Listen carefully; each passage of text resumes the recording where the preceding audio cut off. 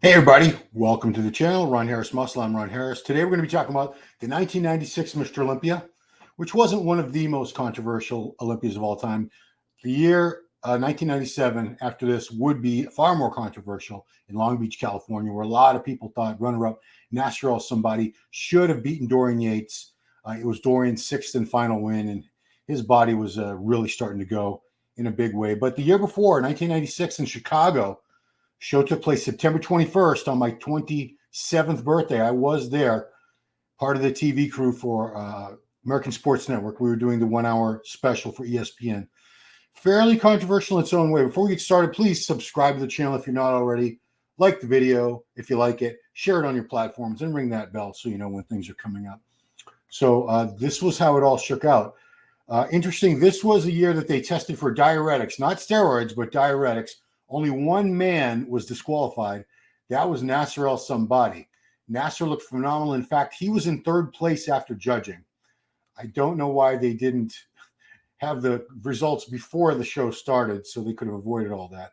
But let's take a look at a call out with Shawn and Dorian, and then one that also Nasser and Kevin were part of. So this was during the judging. This is probably the best Shawn ever looked. Shawn looked phenomenal in 96.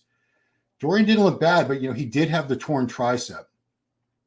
You could see the size disparity there.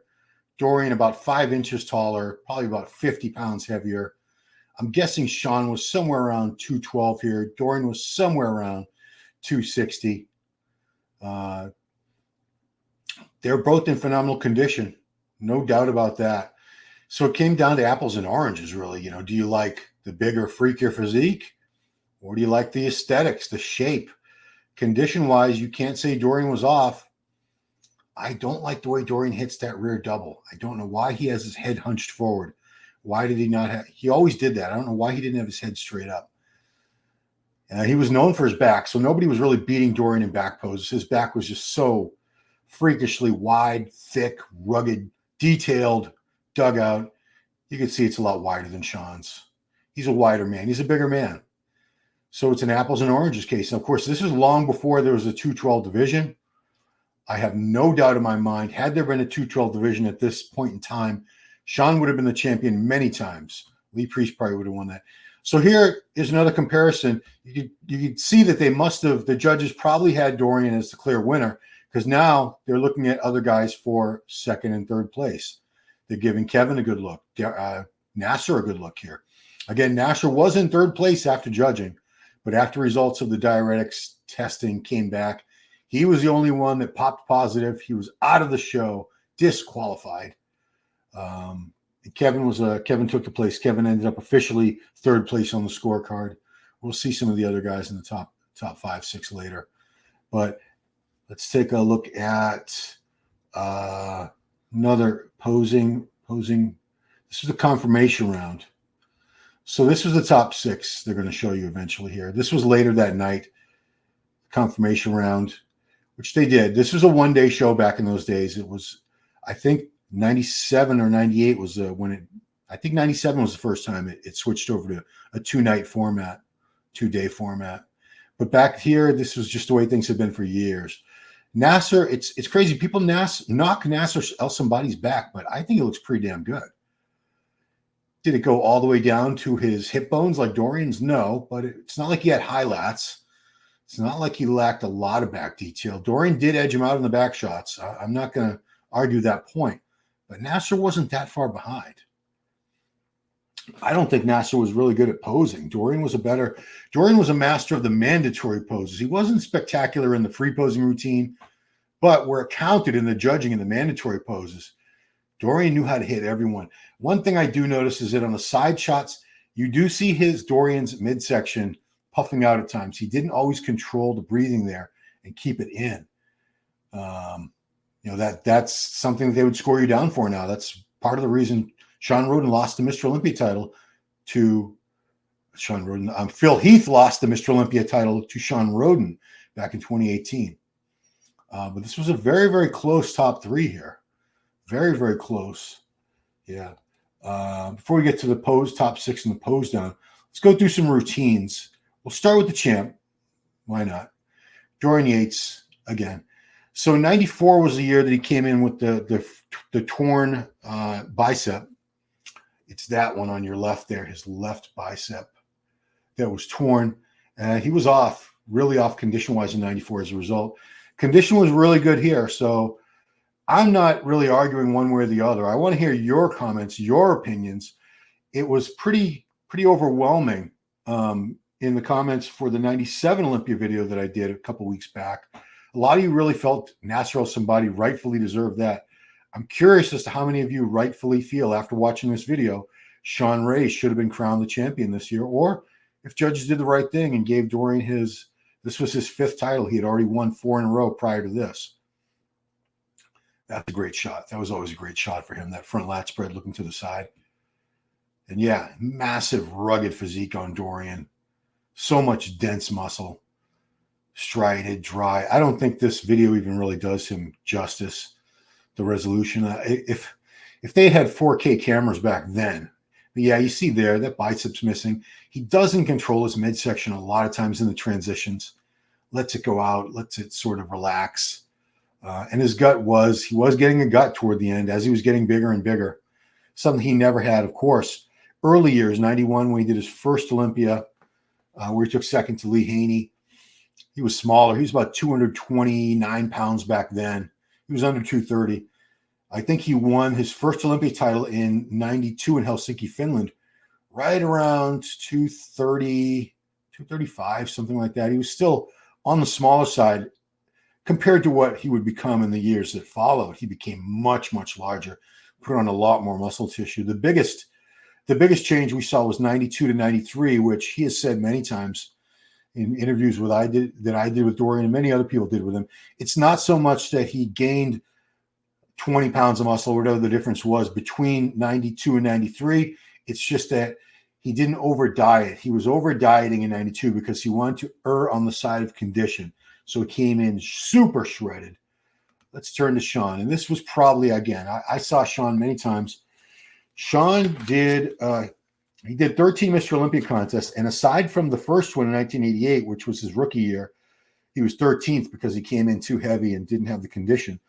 For 12 years in a row after that, he was in the top 5. He took 3rd, 5th, 4th, 3rd, 2nd, 4th, 2nd, 3rd, 5th, 5th, 4th, and 4th. Probably the best track record in the Mr. Olympia contest for someone that didn't win the Mr. Olympia.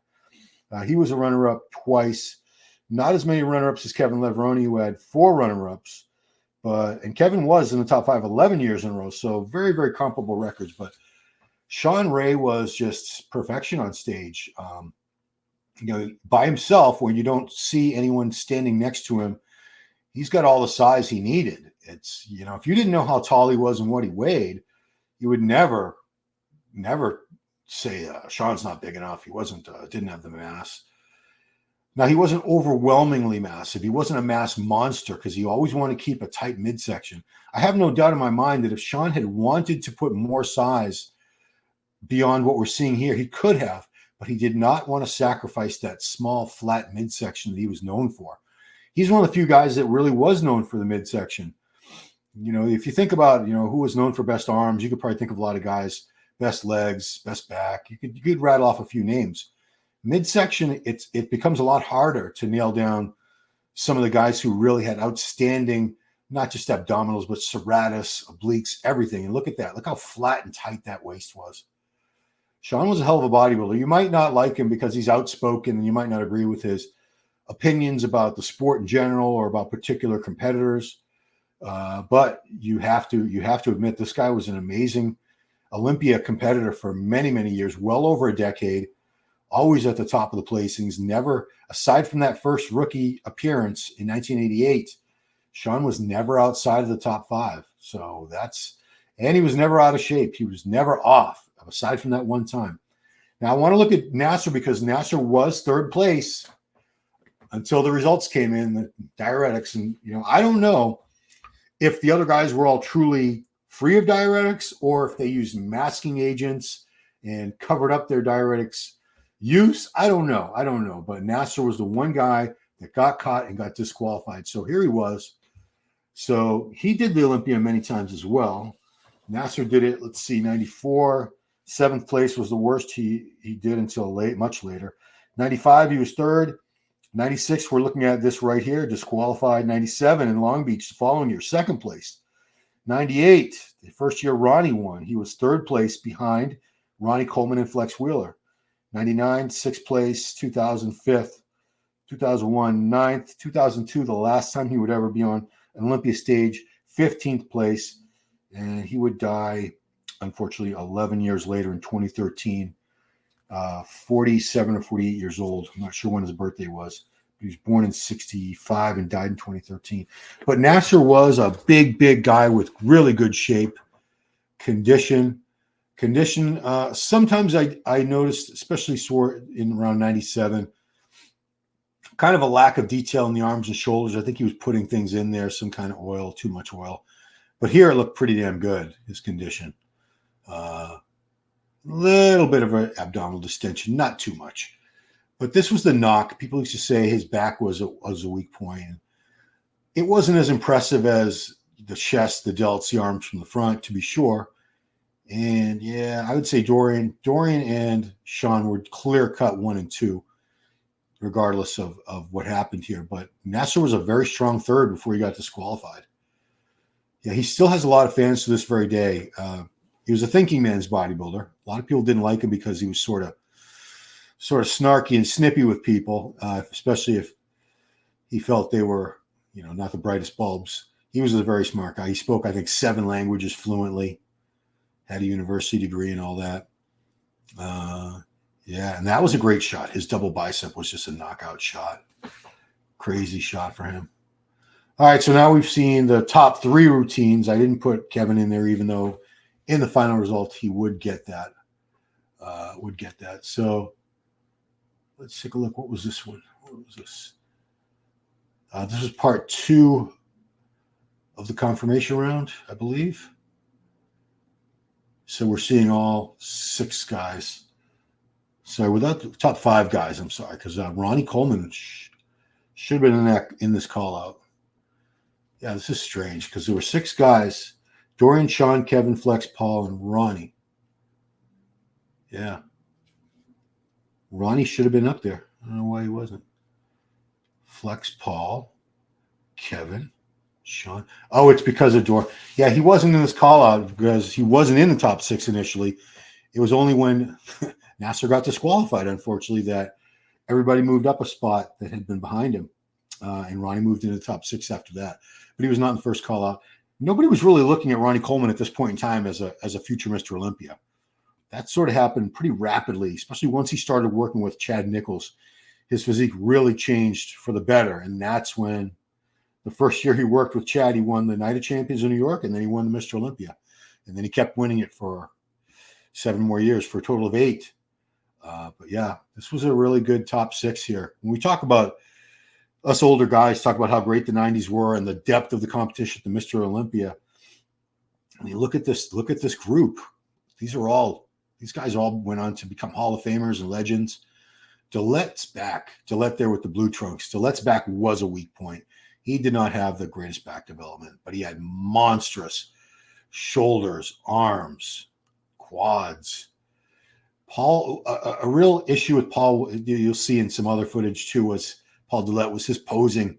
He never really mastered his posing. It always looked really awkward, really amateur. You can see that. He can't even hit that lat spread right. One shoulder's lower than the other.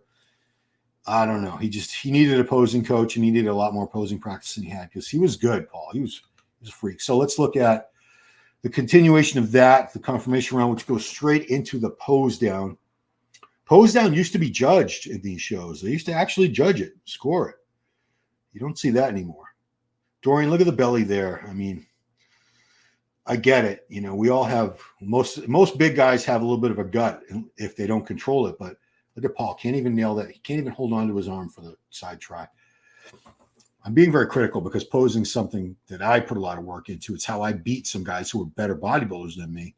And if you are a great bodybuilder, why wouldn't you want to maximize that and seal the deal for your win even more by being a great poser or, the best poser you can be?